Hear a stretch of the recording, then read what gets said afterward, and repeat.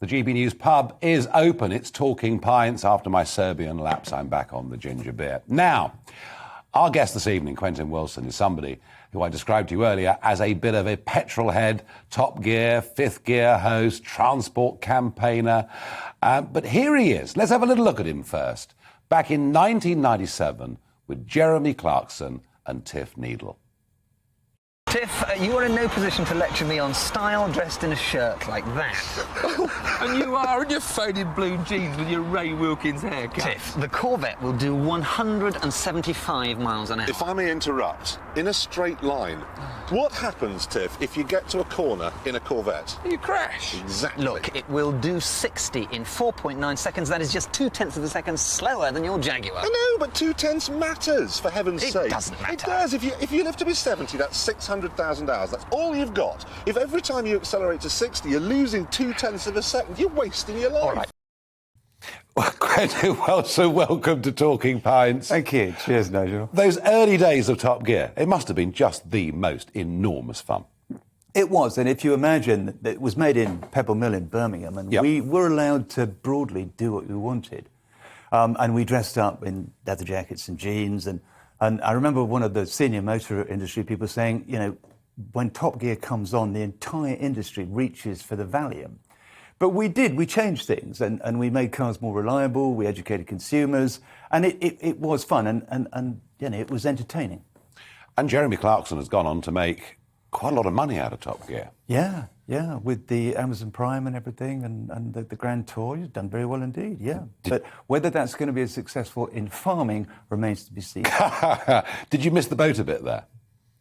No, I don't think so. Look, I'm really happy doing what I'm doing, and you referenced the transport campaigning bit. Yes. And I saved over 100 billion in VAT and fuel duty and put that back into the economy. Now, that for me, that's a great achievement.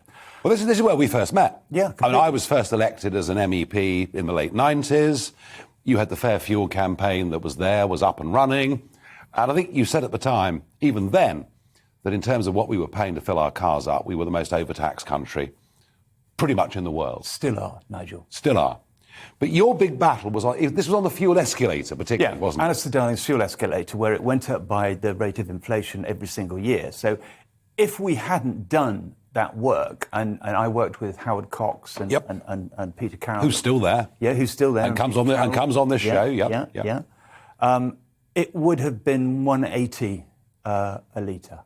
£1.80. So we kept that down, and a successive 10 years of freezes on fuel duty. And I think that's a great achievement because that money went back into the economy in those difficult years, 2010 to 2016, when the economy was fragile. And the Treasury said that we increased GDP by 0.5% in an era of flat growth. And what we'd done would be remembered. No, I was an ardent supporter. I know. Of that campaign. You were really positive about it. No, I really was.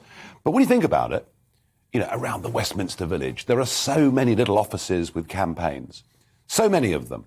And very few of them ever actually bloomin' work. Why did attacking the fuel escalator, why did this particular campaign succeed, looking back at it now?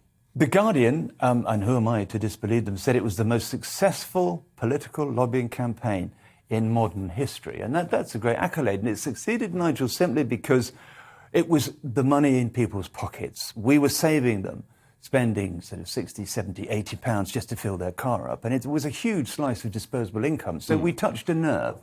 And you know, Cameron, I remember, wrote me a letter. Blair didn't. But, you know, we had, you know, a lot of cross-party MPs, 80 MPs supporting. And some of the press were helpful. Oh, the press were enormously helpful because it was the right thing to do. What we never managed to crack was getting the oil cartels, the oil traders and oil brokers, the commodity houses, just to reduce the price and not battle it up all the time. And we're seeing that now. I mean, petrol and diesel are the most expensive they've ever been in the history of this country. And you can reduce the duty and the VAT, but those rascals that keep battling up the price, you know, they're threatening the energy security of this country. And that's well, I would take a slightly different view on that. As a former commodity broker, I would, I suppose. But you know how it works. Well, I would argue this. Why the hell are we not producing our own natural gas? Why are we importing natural gas from Norway, Qatar, a little bit from Russia, when we've got it here? Why is the investment in the Cambo oil field stopped completely? I know that the Labour Party now are talking about, putting a new super tax on gas and oil companies. I mean, the point is, and we'll come to the green stuff in a minute, and I know you're a bit of a convert, but it does seem to me that until we have viable alternatives, we're conning ourselves in Britain by saying, oh, look, we've reduced our carbon dioxide output because we simply import stuff that's But we have produced no energy elsewhere. security. None at all. No. And it's really a critical issue, both economically, socially, political. We've got to do something about this. Otherwise, we will be enthralled for years and years and years to Mr. Putin with his natural gas and all the other countries that sell us the oil. And that's not good. So the petrol head, Quentin Willson, who's there with Jeremy Clarkson, what was he like to work with, by the way? Look, he is, Britain's, or no, probably the world's best motoring broadcaster. And like all these really, really great people, he was a challenge to work with. Yep. Enormously funny, but he's larger than life. But what he did and the mystique he created was absolutely incredible. Still is. He was. But there you were. And as I say, you were a big petrol head, but suddenly there's been quite a big green conversion that's gone on.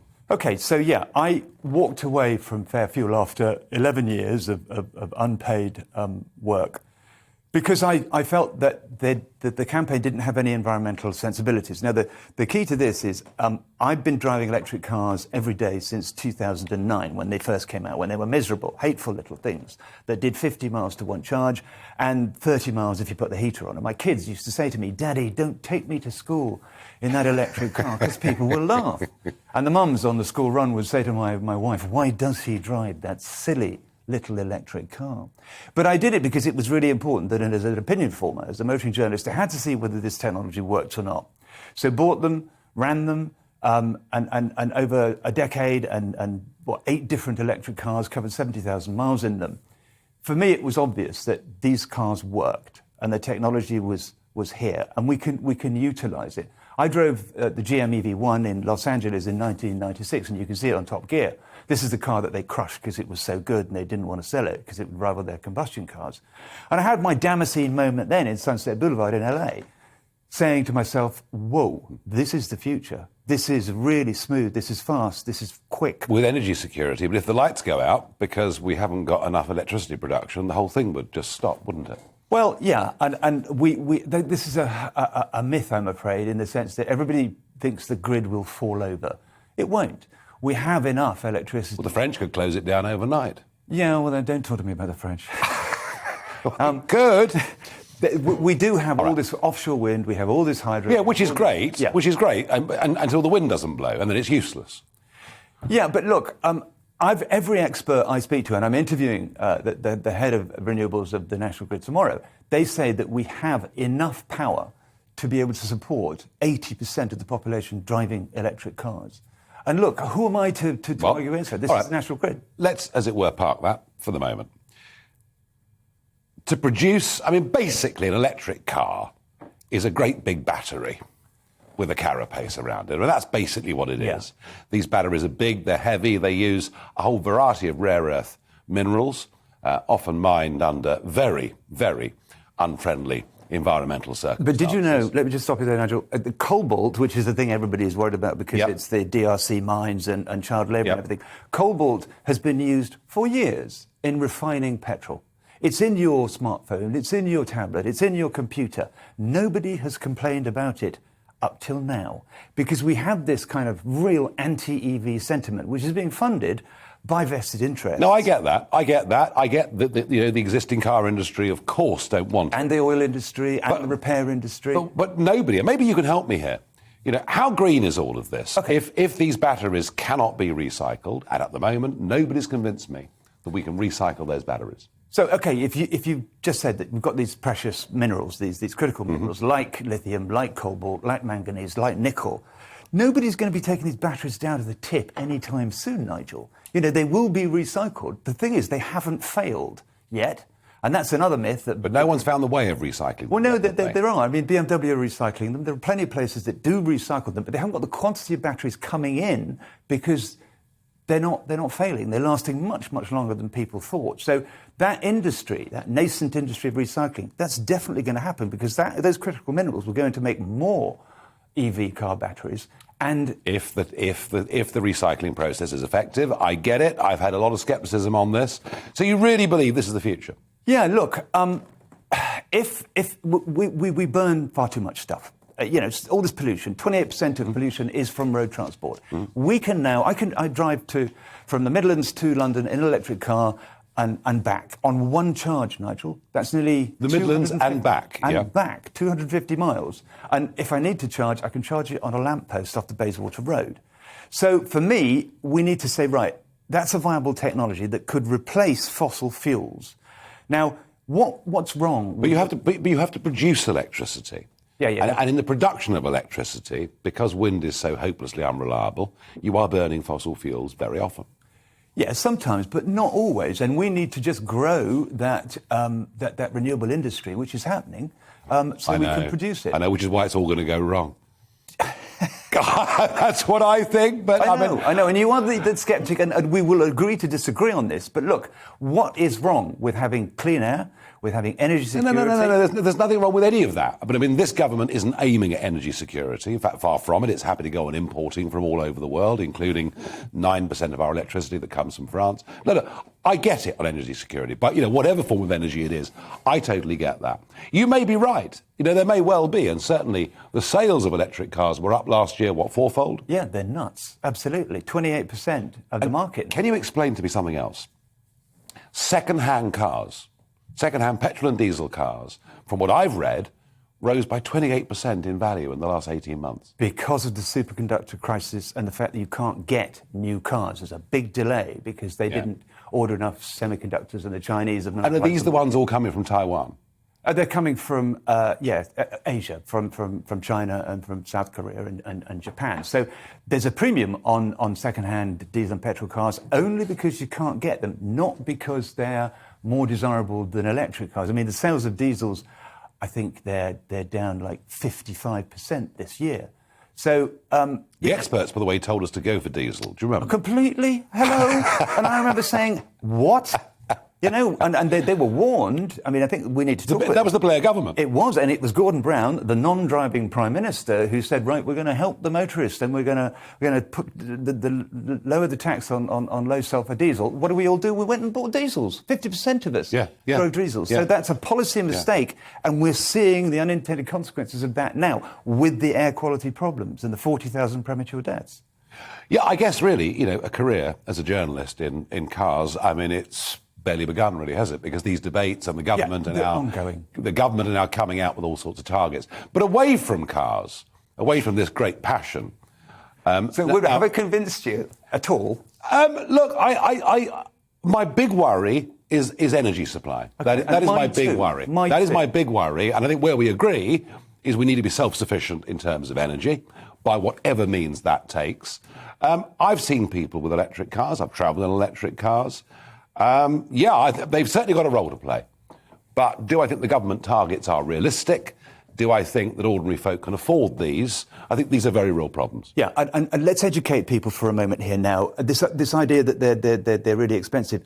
The upfront costs, yes, but if you look at the depreciation now of electric cars, they are actually holding their value far better than petrol. But the initial purchase. Yeah. And also, if they're holding their second-hand value, again, it's quite expensive to buy them on a second-hand basis. Yeah, but the person who buys the new one will get most of their money back after 3 years. Yeah, I'm just thinking about ordinary folk struggling out there. And so am I. And we need interest-free loans and stuff like that. We really need to... Subsidy?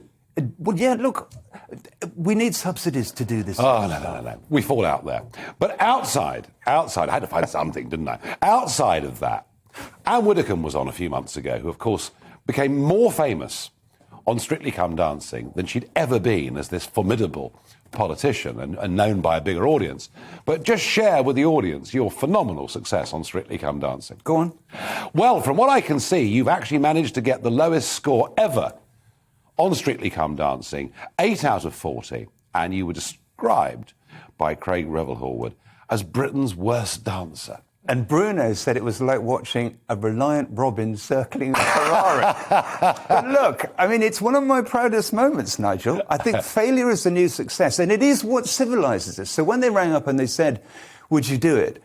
I instantly said no, because I'm just, I'm as agile as a JCB. But my wife said no, because it will show that you are, human and that you can laugh at yourself. And I think it's really important. And for months afterwards, people would come up to me in the street and say, well done, mate. Well done, and shake your hand. And I think, it really is important that you show your real self and that you can fail. And that's good. It's the right message. In this world of influencers who say we must all be world-class and billionaires, a bit of homegrown failure goes a long, long way. Well, I have to say, from Top Gear to Strictly Come Dancing, Quentin Willson, thank you for joining us here. Always a pleasure. On Talking Pints. Very good.